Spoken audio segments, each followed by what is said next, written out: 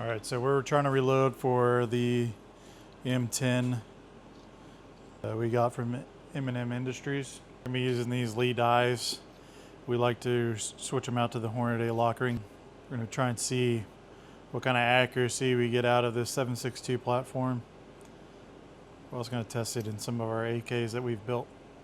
So we're also going to be trying these 5 different types of powder: CFE black, H335, accurate 1680, H4198, and reloader 7. Hopefully that'll give us a wide range of powders that we can try. So we're going to be loading up the Sierra 125 Pro Hunters and the Berry's Bullets 123, and we went with the 303 caliber, which is 311, which is what M&N said shoots best in their guns. All right, this is the universal decapping die that I like to use to deprime all the brass. So to get it set up, you just put it in the press, bring the ram up, go down till it touches, and then tighten the locking ring down. You're good to go. You take the brass, put it in the number 12 shell plate for 7.62 by 39.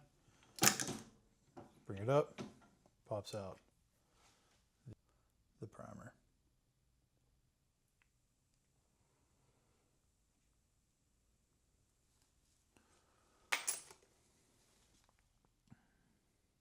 All right, so I'm just going to be processing this brass. Some of it's already primed.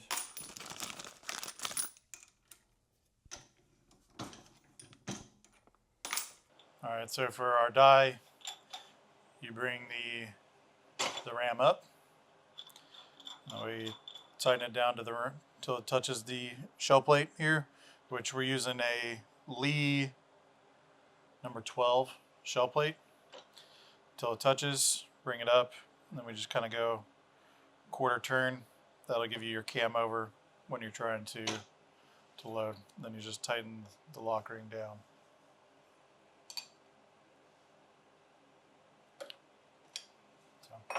And just test it. It's there. Cam over. You're good. I would like to say that the Lee shell plate that they sent with their die kit, I was getting a bunch of stuck cases in the shell plate. Couldn't get them out. So I switched over to this RCBS number 3 shell plate. And that just pops in just like all other shell plates there. And as you can see, the brass goes in and out. Not going to be able to pull it out, so I think number 3 is the right one for RCBS. Alright, so the next step that I like to do is lube my brass. I like to use this Hornady one-shot. I haven't had many issues with cases getting stuck or anything like that. So I usually just put them in a gallon-sized Ziploc and spray them down and roll them around. So I'll show you that process.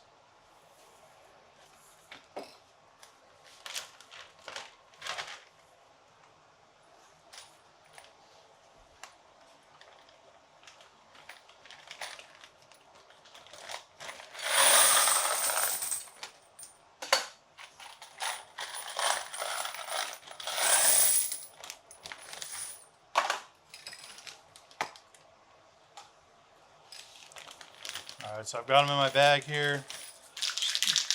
Give this a good shake. And just spray in there liberally. And then zip it up.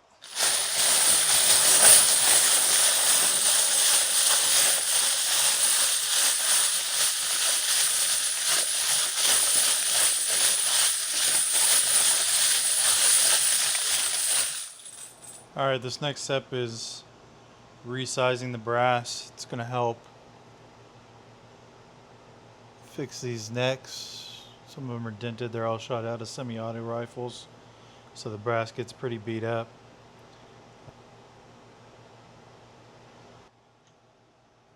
I got my calipers over here set to the length that I want my brass. That is, according to the Lyman book, 1.2888. Going up, measuring off of the neck.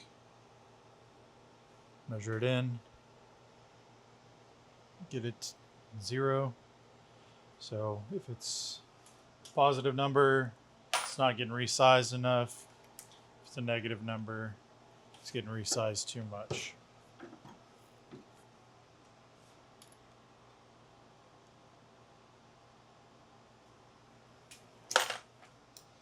So typically I will measure the first 10 or so, make sure that we're getting a good reading on them. Then I'll process a couple.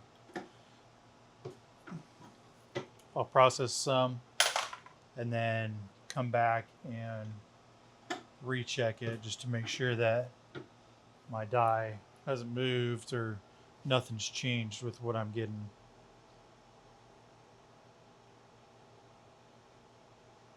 So there we are. That's a 5/10,000ths of an inch within tolerance. So that's good enough for what we're trying to do here.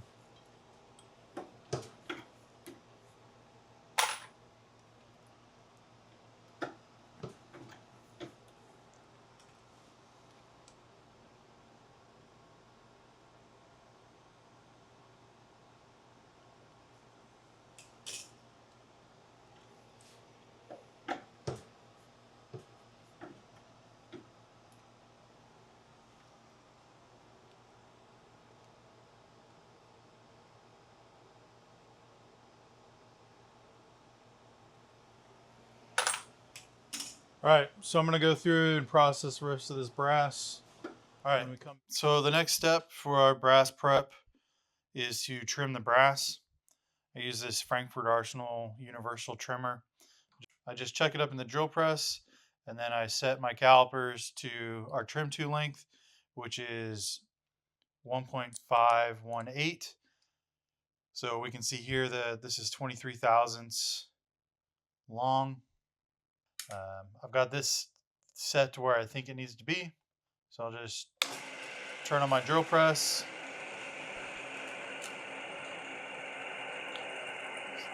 Stick it in.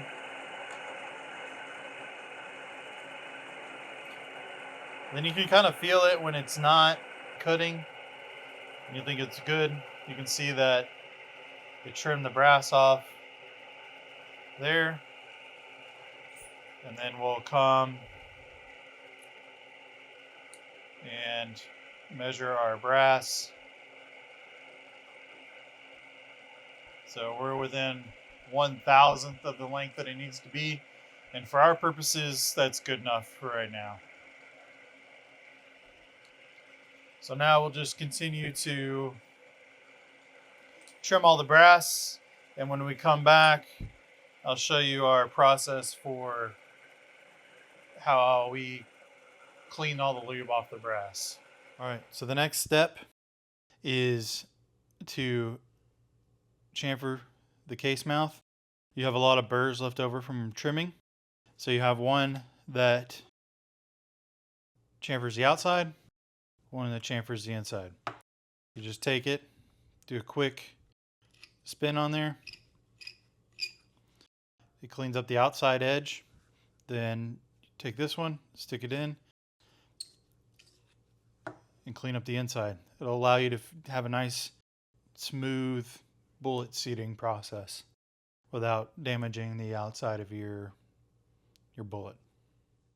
So the next step that I like to do is I tumble it with some warm soapy water and some brass cleaner. I've just been using this Frankfurt Arsenal brass cleaning solution. I use a spare powder measure that I have. I've measured out about how much I need for this particular tumbler. I've been using this Extreme Tumblers Rebel 17 tumbler to process the brass. I really like it. It's quiet, runs well. So the next step that I like to do is I like to put a little car wash solution in there. That helps with keeping the keeping the brass nice and shiny and clean after you're done. And it smells nice too. It smells like grapes. Once I've got that in there, I'll put the rest of our brass in here, put the lid on, throw it on the tumbler, and I'll just tumble it for a couple minutes to get all the case lube off. After we've got everything chamfered, trimmed, and the solution put in here, toss all the brass in, put the lid on, and then we let it tumble for 15 minutes or so. All right, so we let our tumbler run for about 15 minutes or so. Go ahead and shut it off. Pull off the tumbler. And I'll just set the base off to the side. Grab brass, nice and clean. So we'll need to dry our brass as the next step. What I like to do, I like to grab my wife's favorite towel. And I put the towel down. Shake out as much water as I can. Drop that brass onto this towel.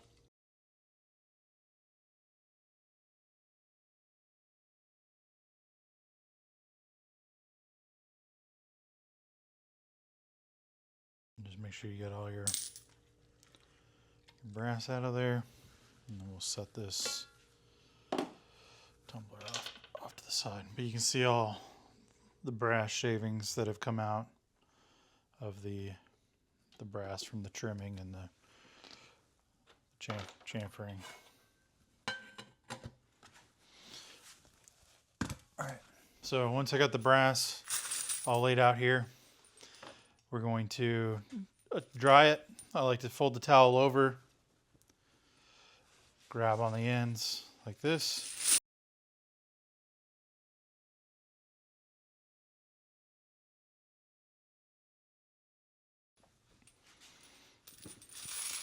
And that'll get your brass most of the way there.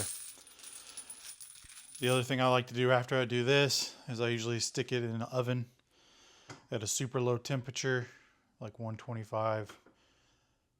Put it in there for like 10 minutes, then just turn the oven off and let it come to room temperature. And then once we're done with that, we'll move on to the priming step. All right, so the next step in the process is priming the brass. There's multiple ways to do it. You have the universal hand primers. You have something like this, which is the Lee Auto Primer, where it just primes. You put the feeder in and you prime it using the handle like that. You can do a priming on the press, but the first thing is to make sure that all your primers are flipped the right way. So I have this little tray here that you shake and it flips. Make sure it flips all the primers the right way. Sometimes you get that one that's a little stubborn. You don't really want to touch the primers too much, but you get it flipped over. I also have this vibratory loader here. Stick in. It's by Frankfurt Arsenal as well. Locks in, and then it will feed in the primers into the tube. Sometimes it gets stuck. You just get a little bit of a shake.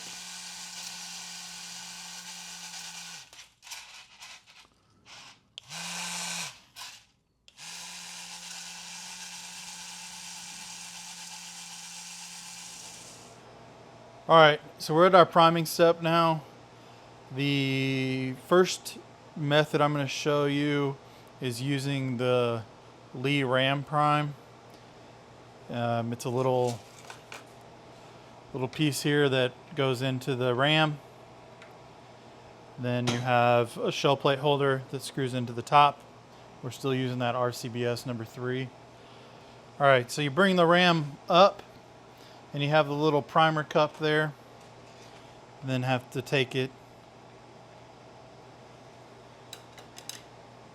pick up the primer, set it in that primer cup there. Take your brass, put it in, and then press back down on your handle, and that will push the primer up into the primer pocket there. All right, the downside of using the Ram Prime like this is you're having to touch the primer. Some people say that getting oils in the primer and whatnot from your finger degrades the primer. We're not doing long-term storage, so this is a viable solution for us to prime. The other downside to this is with the ram arm being so long, it's hard to have a good feel on the primer when you're putting it in, because it's not as easy to feel it. So I'm gonna get these primed using this Ram Prime.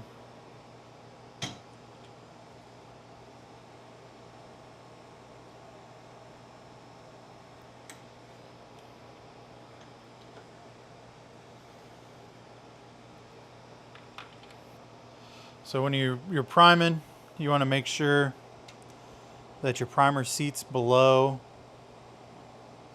the rim of the case. This one didn't really seat well enough. So I'm going to come in and try and see if I can tap it in a little bit more. And that's below the case now, so should look something similar to that. So another version of priming is using this Lee Auto Bench priming tool. It comes with a little caddy that goes up in here and holds the primers that you need. So you take the primers,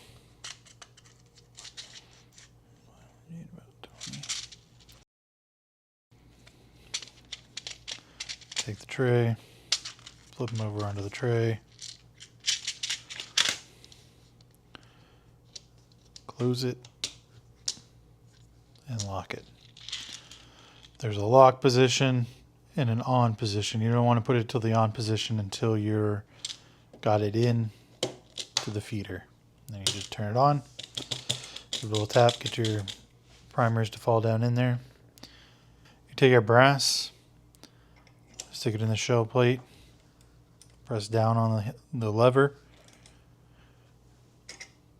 and it will give you primed brass. So the next step in our reloading process is throwing our charges and loading our cases after we have them all primed.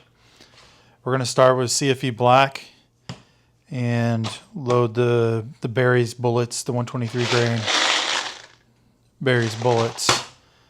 I've cleared all the other powders off the bench so we don't have a mix up. You want to make sure that you're being safe when you're loading your rounds. I like to pour it all the way in, then I'll leave the bottle on the top so that I know exactly what powder I'm using. I'll zero out my scale. All right. Once that's done, I'll go ahead and come back up here. Place it there. Zero it one more time. First load we're going to go with is 26.3. Hit the start button and it'll start putting a load together for you.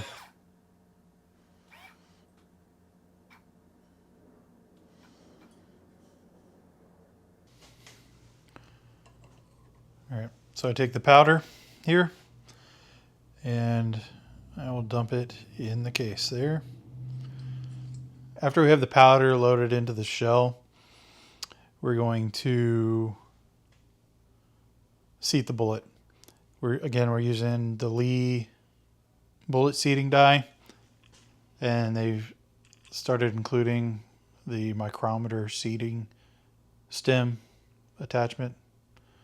So what I like to do is I'll spin this down in. I'll take a shell, I'll take a case that we've already sized and is ready to go, and I'll bring the ram up. I'll back out the micrometer here to 0 so that we're not going to touch it. And I'll just bring the bullet seating die down till it stops, and then I'll back off about half a turn. Can be 3/4 of a turn. Just depends on feel, really. Next step is to grab your case with the powder in it, put it in the shell plate.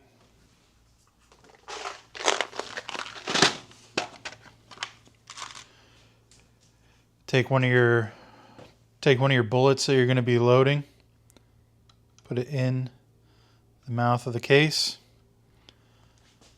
and then bring the ram up till it stops. Then you'll want to bring the micrometer down till you feel resistance.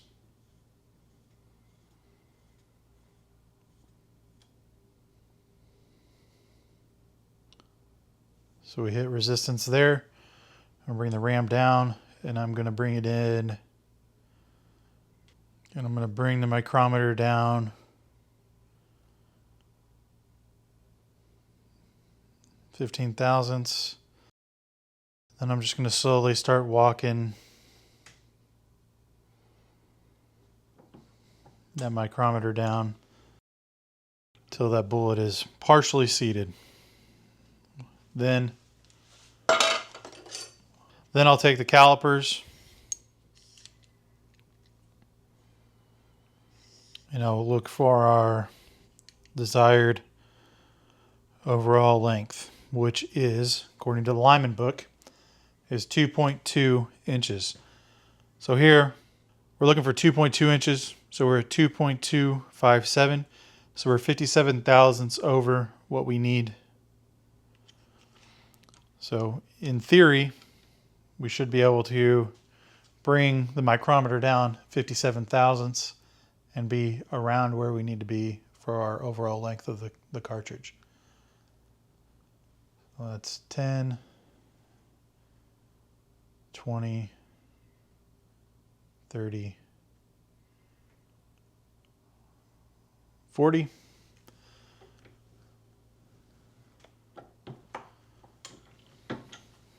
Then I'll do a quick measurement again. So we need to come down 15 thousandths. 5, 10. I like to be cautious. I don't like to walk it down so I don't overshoot.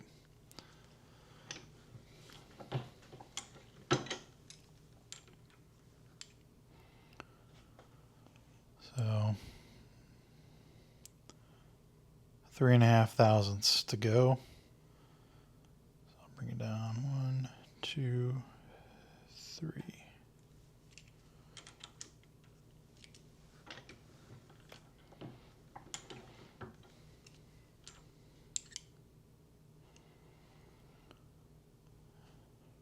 Right there, 2.2 inches.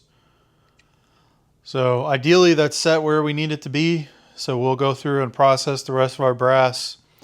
If we come across anything weird, we'll bring it back and show it to you.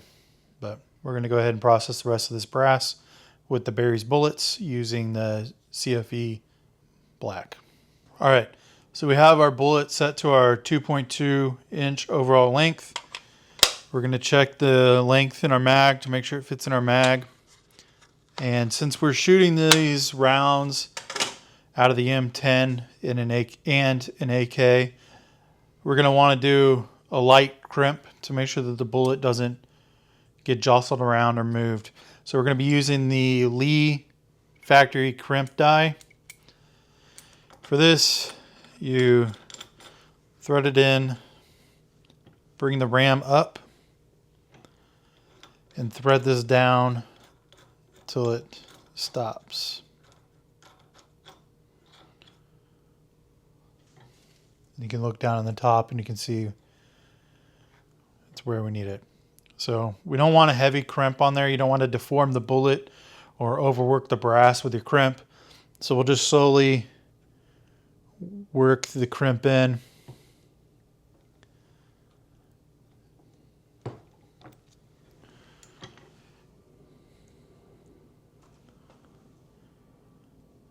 You just want to check to make sure you're not deforming the brass. I'm going to put a little bit heavier of a crimp on there. You just want to do this slow.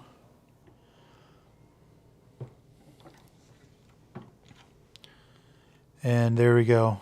We got a decent little crimp on it. Bullet's not going to go anywhere. You can't pull the bullet out. So we're right where we need to be. So now, since we're good with the crimp, I'm going to go ahead and bring this lock ring down. We're going to go through and crimp the rest of the rounds that we have.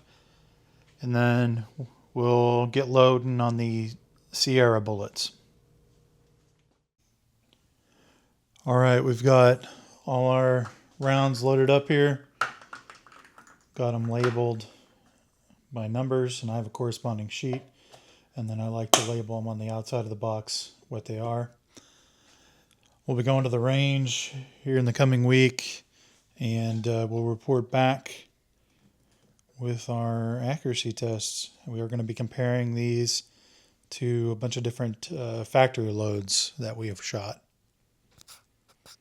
So we'll see you all in the next video.